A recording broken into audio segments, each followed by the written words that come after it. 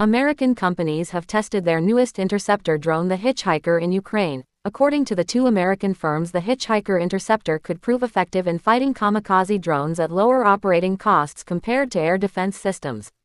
The Japanese government has confirmed its intention to potentially transfer completed components, parts, and technical information related to frigate technology to Australia. The potential partnership is expected to lead to significant improvements in both countries' naval capabilities. By sharing technology and production capabilities, this program aims to contribute to a stronger and more integrated security framework in the Indo-Pacific region.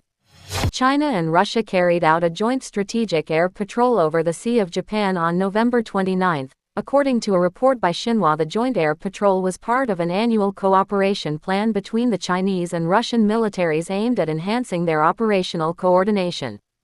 German sources have reported that the Iran Air Force has received its first two Sukhoi Su-35 SE fighter jets. The German report states that the multirole fighters were disassembled and transported to Mehrabad Airport in Tehran aboard a Russian Antonov military cargo plane.